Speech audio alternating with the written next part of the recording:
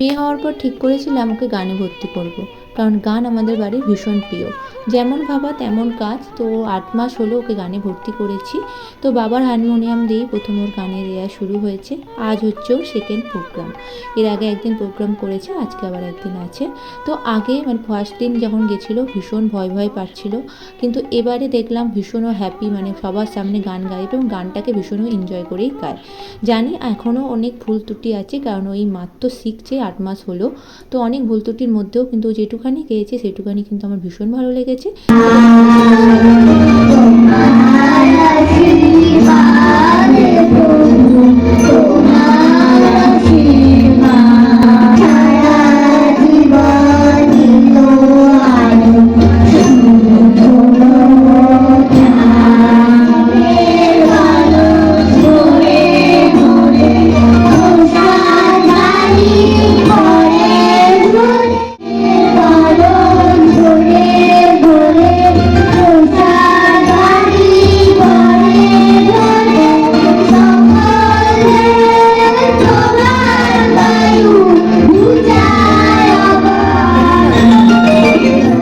একটা like comment করে দিও শোনার জন্য। দেখা হচ্ছে নেক্সট ভিডিওতে। Tata, bye bye.